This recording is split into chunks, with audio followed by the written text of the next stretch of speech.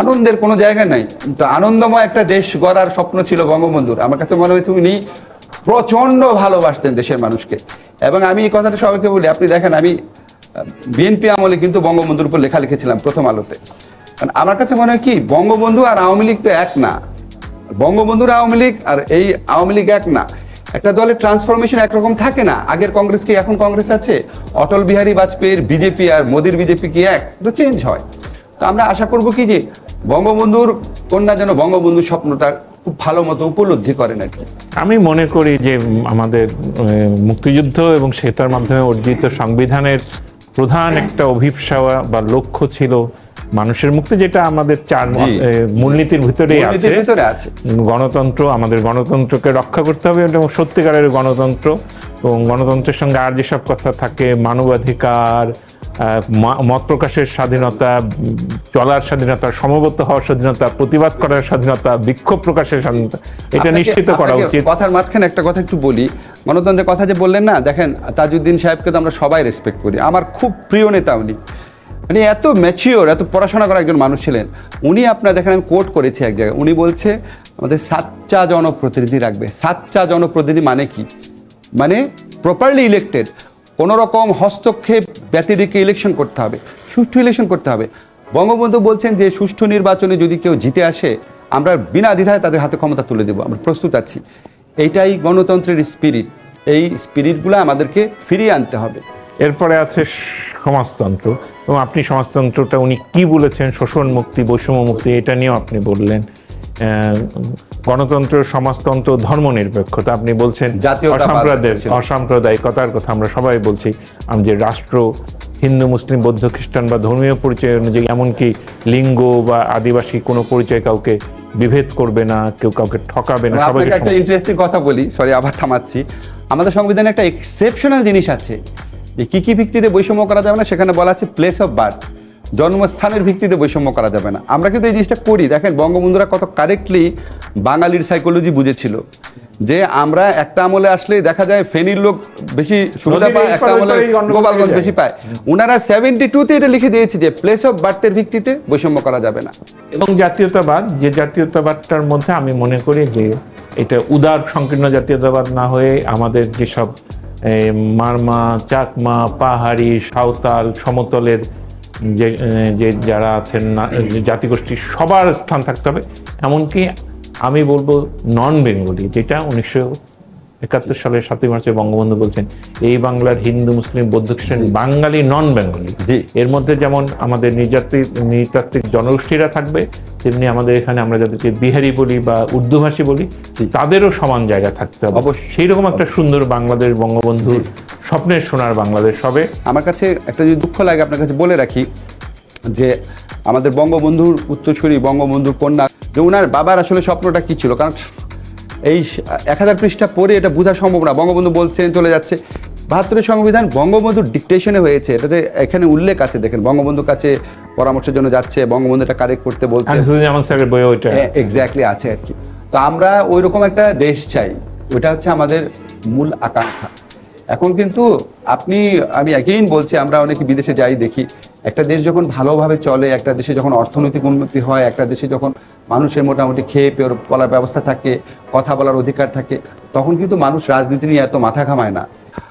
এখন মৌলিক নীতিগত প্রশ্নে বা সরকার পরিবর্তনের প্রশ্নে অন্য সাধারণ বিষয়ে ভোট দেওয়া যাবে না। This is the problem. Vote দেওয়ার অধিকারটা দিলে ভালো হতো। এক্স্যাক্টলি, এই যে আপনি কারেক্টলি বলেছেন। এখন ধরেন বঙ্গবন্ধুরা ওনাদের রাজনৈতিক বিরূপ অভিজ্ঞতার ভিত্তিতে কিছু কিছু জায়গায় হয়তো ওনাদের মানে খুব কারেক্ট ডিসিশন নেন নাই, কিন্তু আমরা তো 50 বছরের অভিজ্ঞতা থেকে শিখেছি। এই যে আপনি নিজেই বলতে পারছেন, আপনার লিগাল ব্যাকগ্রাউন্ড না, আপনি একজন ইঞ্জিনিয়ার, কিন্তু আপনি ধরে ফেলেছেন জিনিসটা। তাহলে আমি কি করবো যে 70 অনুচ্ছেদ আমি বলবো আস্থা অনাস্থা ভোটের ক্ষেত্রে আর বাজেট পাশের ক্ষেত্রে প্রযোজ্য, অন্য সকল ক্ষেত্রে দলের বিরুদ্ধে ভোট দেওয়া যাবে। এটা দিলেই তো সমস্যার সমাধান হয়ে যায়, গণতন্ত্রও আসে, সরকারের পতন ঘটানো ঘুষ খেয়ে সম্ভব না।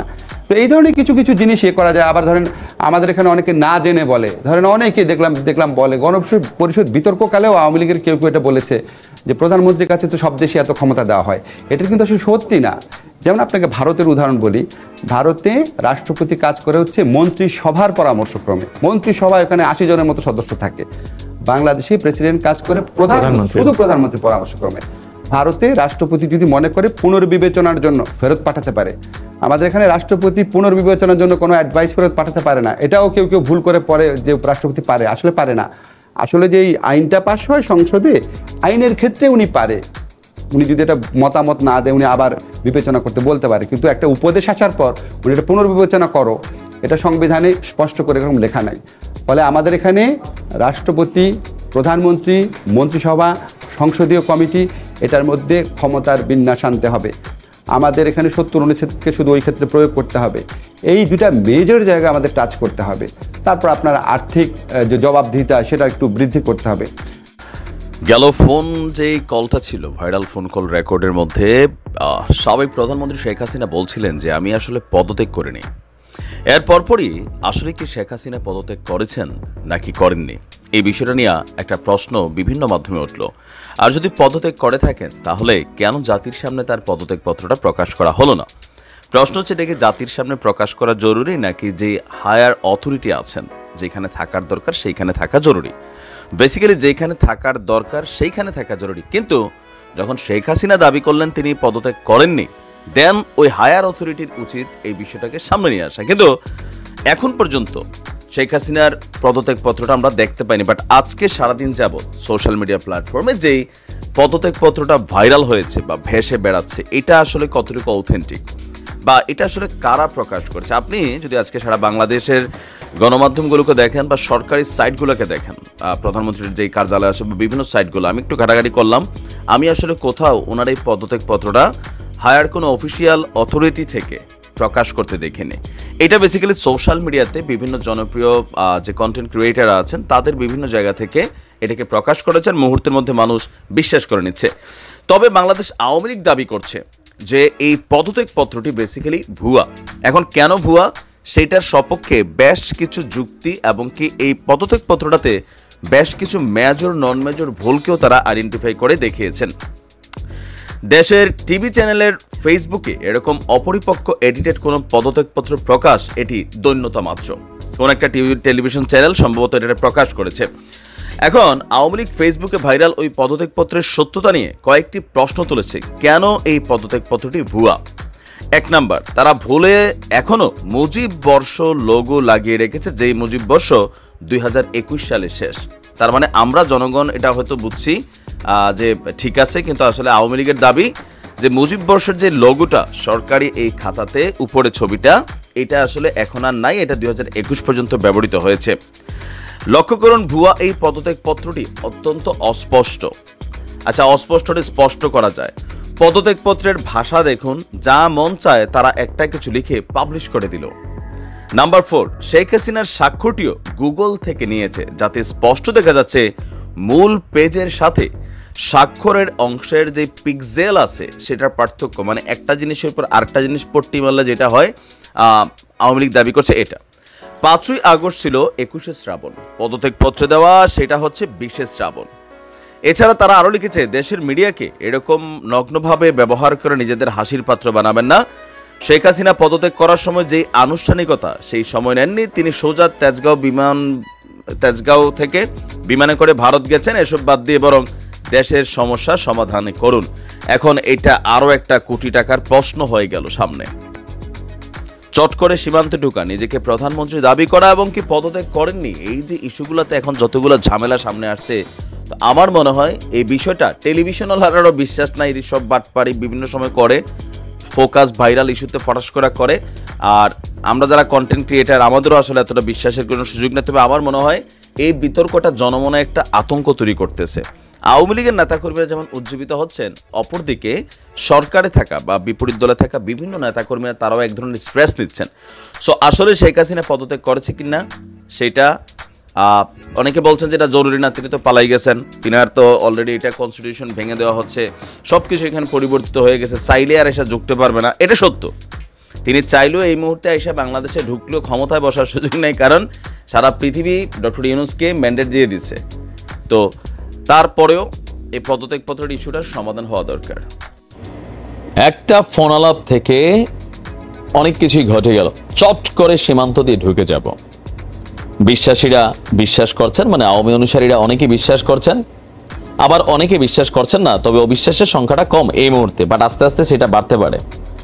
আবার যারা বিপরীত দলের রাজনীতিগুলো করছেন অথবা সরকারে যারা আছেন, তারাও মুখে মুখে যাই বলেন, অনেকে টেনশন করছেন, অনেকে আবার শেখ হাসিনাকে ধরার জন্য ফুল প্ল্যান করে কিন্তু ছকও কষে ফেলেছেন। তো এই মুহূর্তে আওয়ামী লীগের অবস্থানটা কোন দিকে? কেউ ভারত যাচ্ছে, ওদিক দিয়ে নরেন্দ্র মোদী আবার বাংলাদেশিদের জন্য সীমান্তে কড়াকড়ি একটা সিস্টেম চালু করছে। তো আওয়ামী লীগের যারা দেশে থাকা নেতাকর্মী, তাদের পরিণতিটা কি হবে? তবে যারা ভালো মানুষ এলাকায় রাজনীতি করছেন, আওয়ামী লীগ করতে পারেন, আওয়ামী লীগ নিষিদ্ধ কোনো দল না, তো সেই ক্ষেত্রে তাদের বিরুদ্ধে যেন কোনো অবৈধ মামলা দেওয়া না হয়, তাদেরকে ডিস্টার্ব করা না হয়, একটা উদারতার পরিচয় দিয়েছে বিএনপির একদম হাই অথরিটি তারেক রহমান থেকে শুরু করে রিজভী সাহেব বা মির্জা ফখরুল ইসলাম। আমি জিনিসটাকে ধন্যবাদ, এটা প্রশংসনীয়। কিন্তু যারা অপরাধী আছেন তাদের তো ভাই কপালে দুঃখ আছে, এটা 100%। তো যারা এমনি রাজনীতি করতেন ভালো মানুষগুলা, আওয়ামী লীগের যেটা দুঃসময় সবসময় কাজে লাগে, সুসময় এরা মূল্যায়ন পায় না, দলের কাছে লাঞ্ছিত হয়, অপমানিত হয়, হাইব্রিডের সুযোগ সুবিধা নেয়। তো এখন দলকে কিভাবে গোছাইয়া কিভাবে কর্মকাণ্ড চালাবে? তো লম্বা একটা সময় পর আওয়ামী লীগ তাদের নিজস্ব যে অফিসিয়াল ফেসবুক পেজ, সেখান থেকে একটা কর্মসূচি ঘোষণা করেছে। দীর্ঘ 16 বছর একই স্টাইলে বিএনপি কর্মসূচি পালন করছে, তবে এর থেকে আরো ভালো স্টাইল ছিল বিএনপির জন্য। তবে আওয়ামী লীগের অবস্থা এর থেকে খারাপই হচ্ছে, আরো হতেও পারে। আপনার আওয়ামী লীগের ভেরিফাইড ফেসবুক পেজ থেকে একটা পোস্ট আসছে। পোস্টে বলা হয়েছে, সারা দেশ থেকে জুলাই এবং আগস্ট পুরো মাস এবং চলতি সেপ্টেম্বর মাসেও আওয়ামী লীগের নেতাকর্মীদের উপর হামলা, হত্যা, লুটপাট, অগ্নিসংযোগ, ভাঙচুরের তথ্য আমরা সংগ্রহ করছি, যা এখনো চলমান। তো যা দেশের প্রতিটি জেলা, মহানগর, জেলা, উপজেলা, 4000-এর বেশি ইউনিয়ন, এমনকি কয়েক হাজার ওয়ার্ড পর্যায়েও এই হামলা হয়েছে। স্থানীয় জনপ্রতিনিধি, আওয়ামী লীগ ও সহযোগী সংগঠনের নেতাকর্মীদের উপর হামলা এবং তাদের সবকিছুই লুট করেছে বিএনপি এবং জামায়াতের কর্মীরা। আমরা এখন থেকে পাবলিক প্ল্যাটফর্মে কোনো ব্যক্তিগত ফোন নাম্বার বা কোনো অ্যাকাউন্ট নাম্বার শেয়ার করা থেকে বিরত থাকব। এটা হয়তো সিকিউরিটি পারপাস।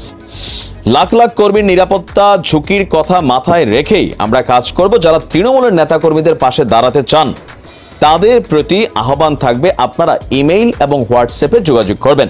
তো ইমেইল কি দিয়েছে? info@albd.org। আওয়ামী লীগ বাংলাদেশ সম্ভবত এল দিয়া।